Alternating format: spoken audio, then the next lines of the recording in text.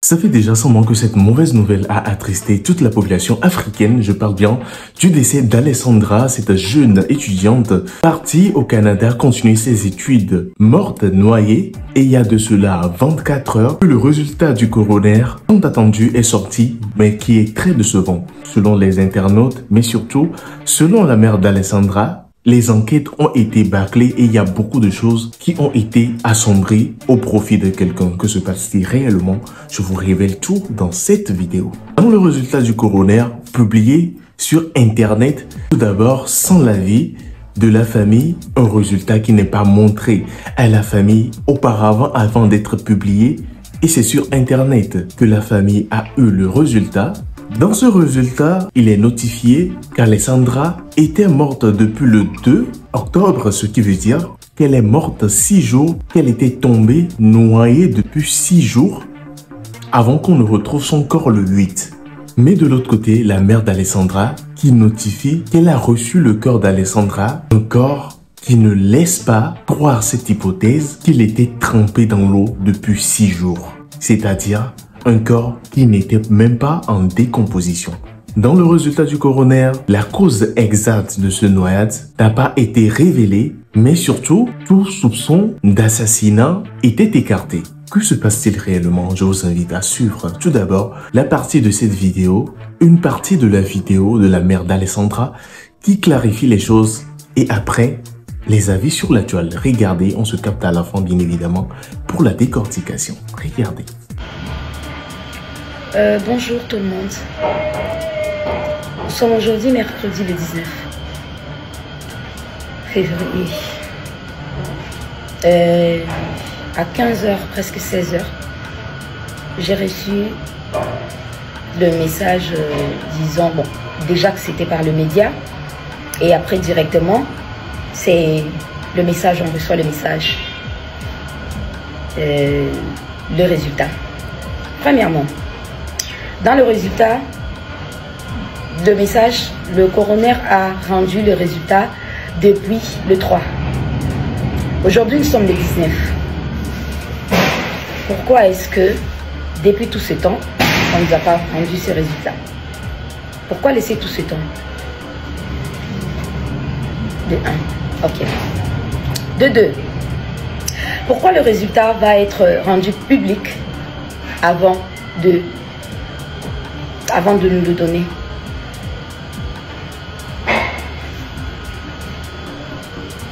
Voilà.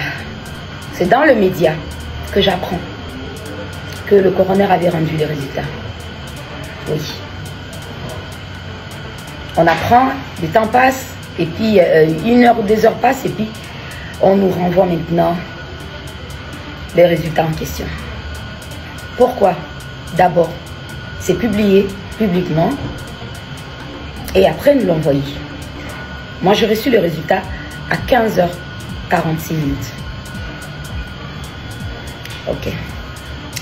Dans le résultat du coroner, il dit que, je vais résumer, hein, que Alessandra est morte par noyade et qu'il ne sait pas déterminer si la noyade était accidentelle ou volontaire. Et aussi qu'il a, dans son enquête,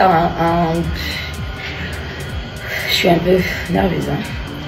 Dans son enquête, il a, après avoir questionné l'entourage d'Alex, elle n'était pas dépressive, elle n'était pas suicidaire.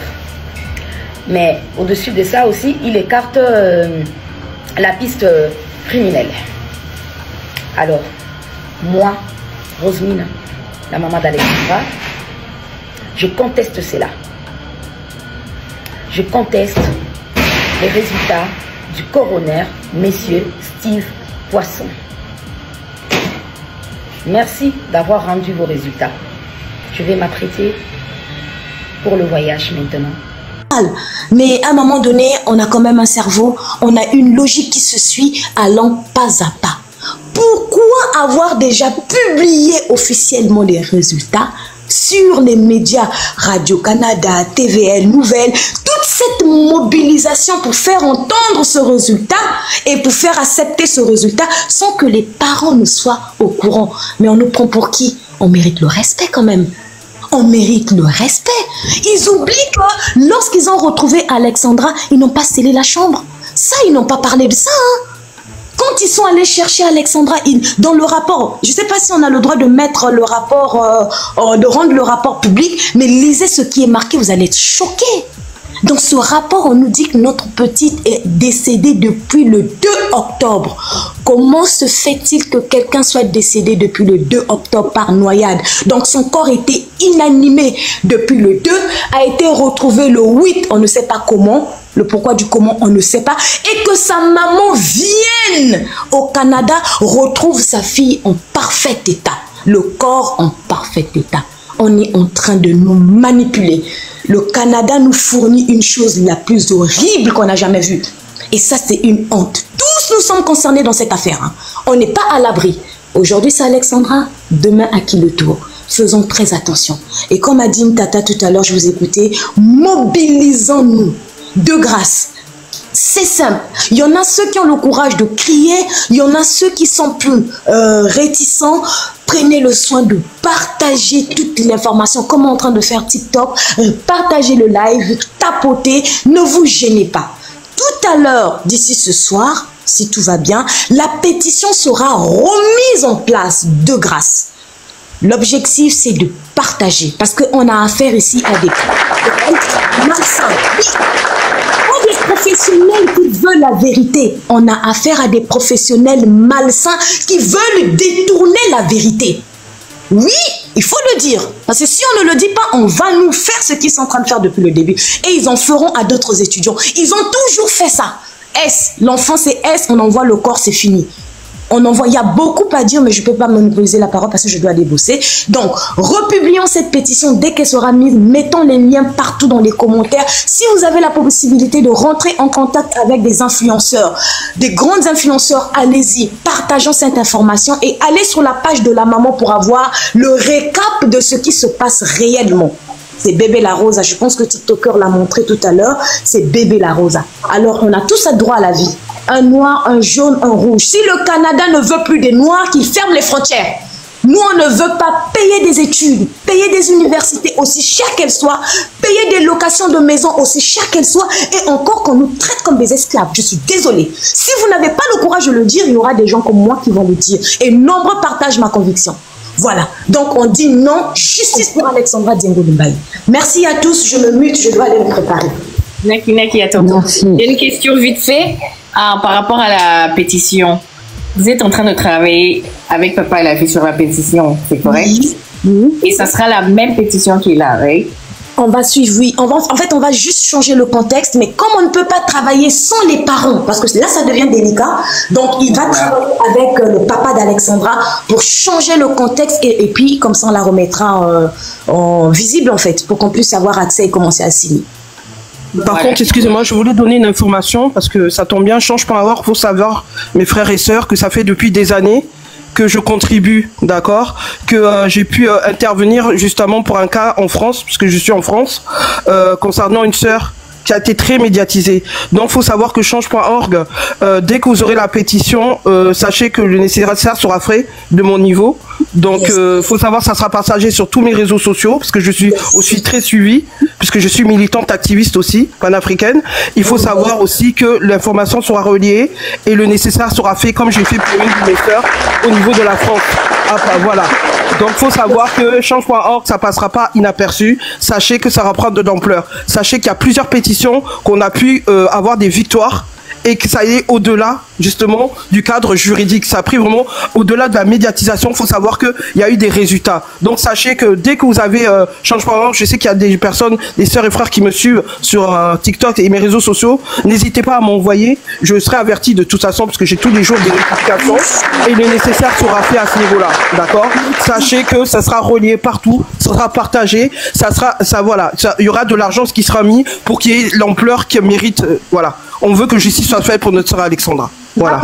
Rappelons, je voulais quand même rappeler, peut-être il y a d'autres qui n'ont pas l'information, nous avons organisé au début du combat une cagnotte pour la maman. Justement, c'était pour entamer également, c'était pour lui présenter nos condoléances et si elle avait besoin pour entamer les démarches juridiques. Donc sur ce fait, on peut dire qu'on a essayé de mettre, on n'a pas seulement jacassé sur les réseaux, on a essayé de mettre en place des actions pour soutenir sous toutes les formes, d'où la pétition, la cagnotte. Donc, on est en train d'avancer positivement, mais l'adversaire est rusé et malsain. Retenons que l'adversaire est rusé et malsain. Et c'est cette malsainteté qui me frustre et qui me met même en frisson par rapport à ma famille qui est au Canada. J'ai de la famille au Canada. Nous avons tous une partie de nous au Canada. Donc, imaginons une seule fois si ça arrivait au nôtre.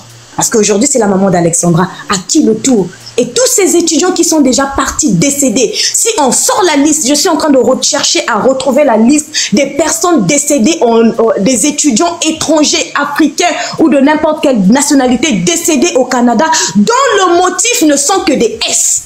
Ça, c'est un point important. C'est pas possible.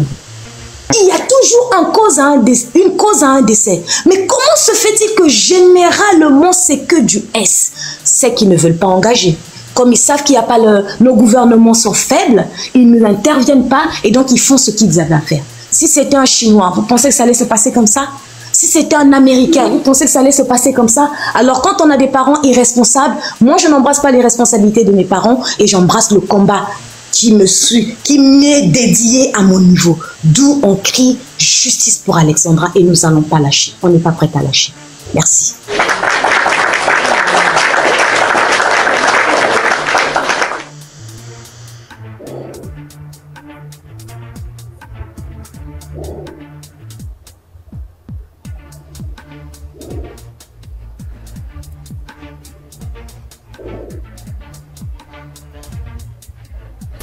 En tout cas, merci à tout le monde. Moi, je relayerai tout ce qui est pétition. Moi, j'attends juste impatiemment que ça soit modifié. Et par rapport à ça, j'ai une question pertinente, parce que pour moi-même, ce serait peut-être une réponse. En fait, ça, c'est fait pour susciter la réaction. C'est ça? Est-ce que ça, par exemple, ça peut pousser à les investigateurs